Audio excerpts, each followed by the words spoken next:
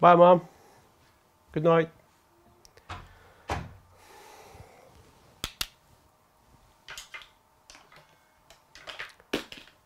Fuck it. Hi there, Glauco Alves here. Welcome to my channel.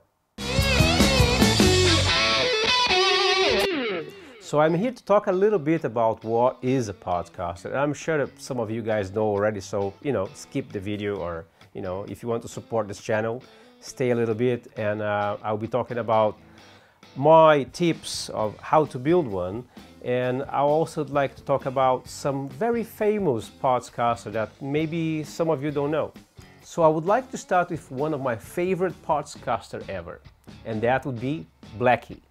So Eric Clapton purchased quite a few guitars in one of his trips to America, and he ended up actually giving some guitars to a few of his friends, including George Harrison and Pete Townsend.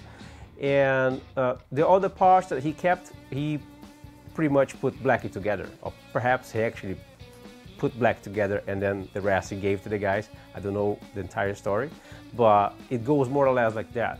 So the guitar has a neck from one guitar, a body from another guitar, and pickups, not quite sure. So the second guitar on my list belongs to David Gilmour.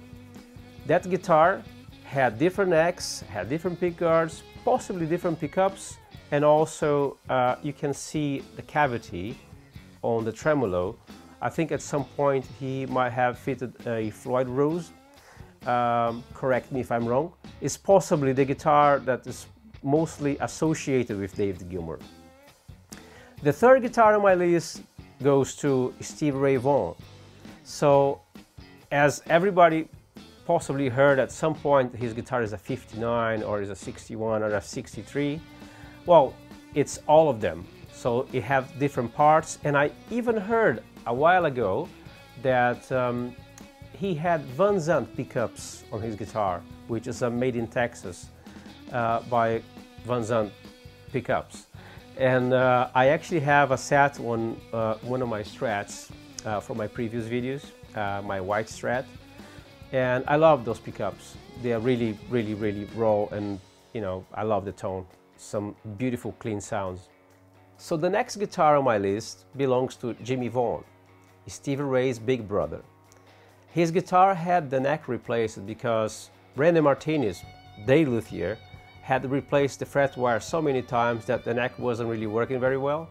So they had a replacement, and if I'm not mistaken, that was from a Japanese brand, not necessarily a Fender. And it did the job.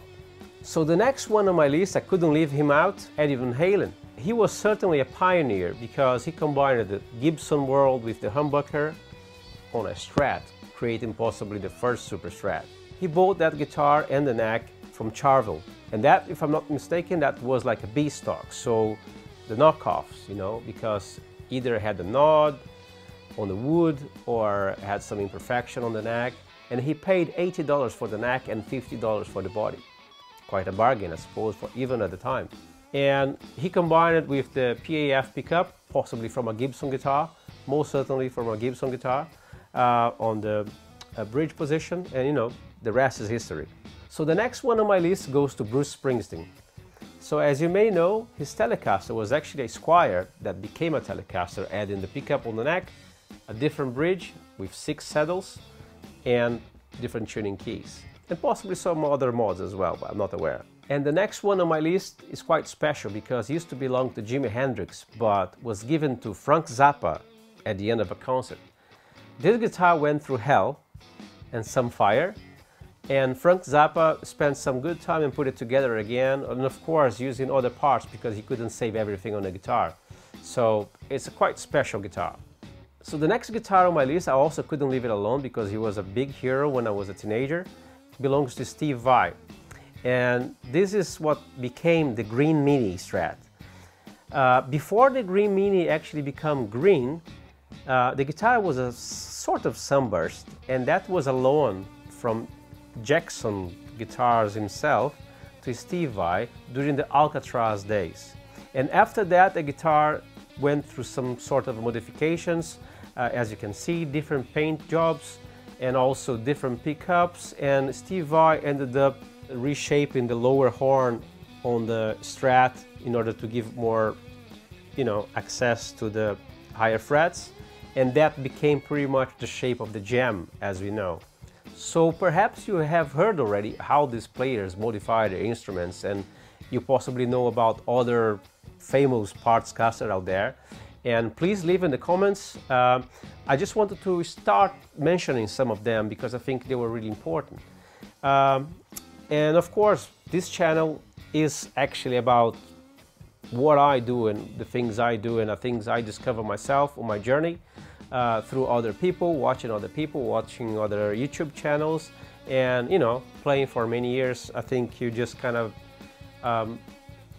start like a learning and doing your own experiments, you know, and I think that's vital for finding yourself as a player.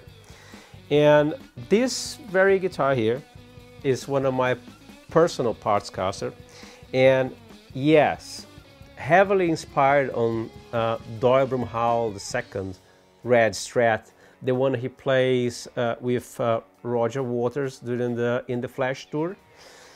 And that was pretty much like, I remember watching that DVD, I think it was just like a 2000 or 2001, the DVD came out, and I was visiting a friend and I said, you gotta watch this, you gotta love this. And you're gonna love this player because he's amazing. I remember Doyle wearing like some sort of Elvis, evil Elvis, wearing like a black Elvis kind of suit. And he was playing a red Strat. He had also a Sunburst Strat. Not sure if that was a vintage Strat, but he had this candy apple red with some funky kind of a pearloid, also red, big guard, and reverse headstock. And I just fell in love with the guitar, you know, I had to have one.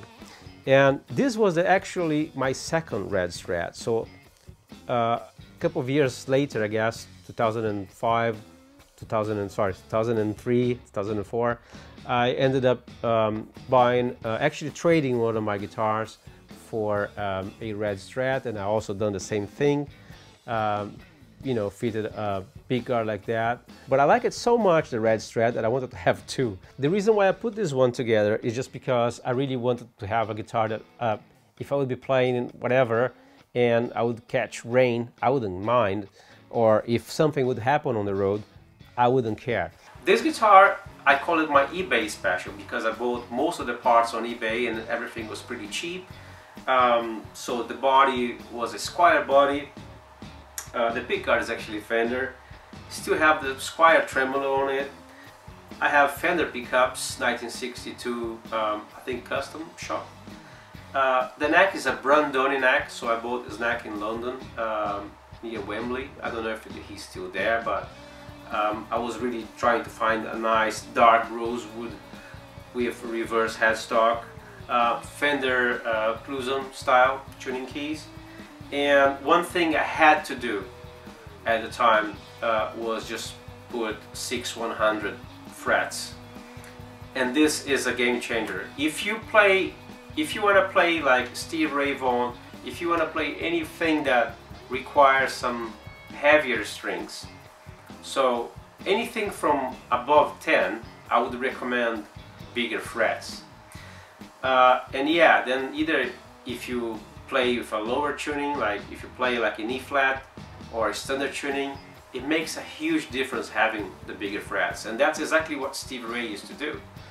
Basically, you have heavy strings, but because you also have tall and wide frets, it feels lighter. And of course, if you tune your guitar in E flat, it feels even lighter. Secret is there. So it's important to, you know, to take care of your tendon, right? So this guitar, I have spent a lot of money compared to my other Partscasters, but everything here is like a, you know, the best one you could get. So this body is a sugar pine, so it's super light, featherweight. The neck, it reminds like a baseball bat. It's super thick. Everything is All Parts, by the way. I got it from All Parts UK. which is the same American all parts. So all parts body, all parts neck. I got stainless steel 6100 frets, Fender Cluson style tuning keys, 51 no-caster pickup set, original Fender custom shop bridge. One thing that I do to any guitar I buy, if it's a cheap guitar, straight away change the capacitor, change the pots, and change the pickup selector. This makes a difference, right? At least in my head. So I think it's worth doing, you know. Also, Switchcraft jack. This tele is a Far East tele, even though it says Fender on the headstock. I got it like that. Beautiful neck, beautiful. This guitar was so cheap.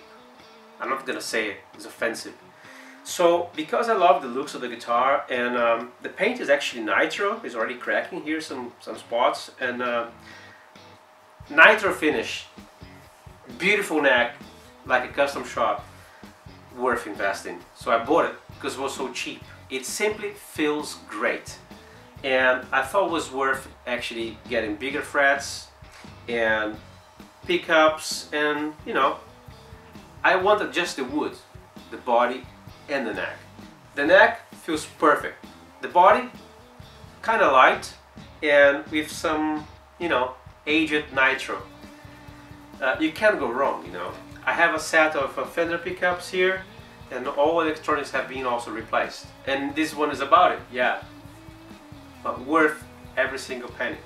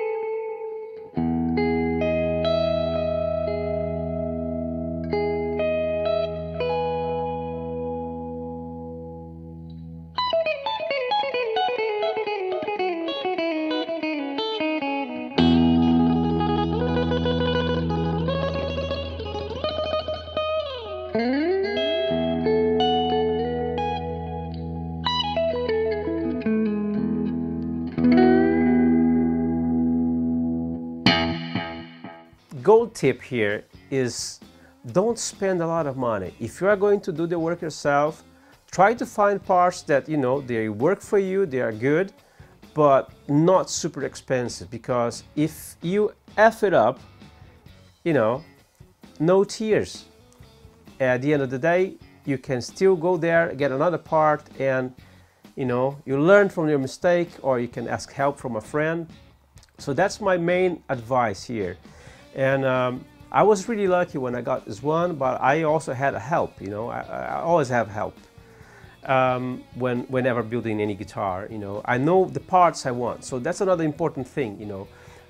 When you're going to buy the parts, make sure that everything fits. Make sure that you have the right size of the pocket of the neck that you get, or vice versa. Make sure that you have the right type of bridge for for your needs, and also that's gonna fit on the body that you have. So these are very important things, you know, the neck pocket, the neck width, and the bridge you're gonna have on it. And of course, pickups, humbuckers. Do you need to, you know, drill your guitar to route, you know, for cables, to route it for wire and everything. So if you're not really sure what you're doing and you're gonna spend some money on it, the best thing is actually get someone with a bit more experience, a friend, or even your local luthier, or someone who is actually learning to be a luthier and might need actually a project, you know, to improve their skills. So that's a very important thing, you know. And if the reason for you to build a Partscaster is because you can't really quite find something brand new that, you know, fits all your needs, or because maybe it's like too expensive, I would say, yeah, there is plenty of options, and parts, or like aftermarket, and you know, fender replacements, and, you know, charvel replacement and stuff like that that you can actually get, you know. So I'm not doing advertisement for any brands here. I mentioned about the All Parts because I paid for this guitar and I bought everything from there, and they had a huge catalog where I could get the parts I wanted. If you have the chance to go and pick up the parts you want yourself and see what you're getting, that's another good thing, you know. But you might also get lucky, as I was when I built that red one. That one was pretty much like a eBay, like, yeah, press buy and good luck. Another important thing, if not one of the most important things, is if you are going to build a Partscaster, have fun. Find everything you need and try to, you know, do it on your time. You know, watch tutorials, ask your friends, ask you know, the communities who build guitars and put guitars together. It's a great journey, and it's fun, and it's going to be a very personal guitar. I have like amazing guitars, more expensive guitars, custom shop Strat, custom shop Gibson, but I'm so happy with my builds, the ones I put together, because I could pick up the parts the way I wanted. And I'm 100% that even this one, it's cheaper, or cost me cheaper than possibly what I would find brand new in a shop. This one is a different case, because this one was extremely good and extremely cheap, but this doesn't come around all the time. Most importantly, once the guitar is all set, is all ready, have fun, play the hell out of it, you know. And if something happens to it, yes, might be a pain, but I'm pretty sure it's gonna be less painful than if you would go and pay a lot of money for a custom shop or an American Standard or whatever, or the guitar, you know.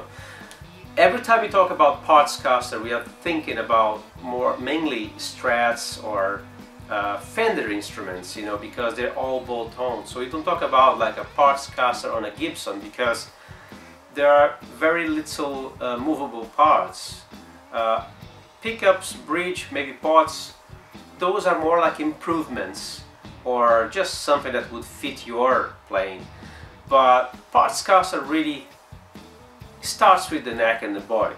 So the first things you're gonna be looking at, body and neck, and of course on set neck guitar, such as a Gibson or PRS, they are glued. The 4 set neck, right? So yeah, it's a great adventure. It's fun. It should be fun. If you struggle, call a friend. You know, ask for help, ask for advice. Don't be stuck. Don't be stubborn. Learn from your mistakes and live a happy life. So that's it for today, guys. Thank you so much for watching, and if you like this video, please hit the thumbs up, and for more videos like this, please don't forget to subscribe. See you next time.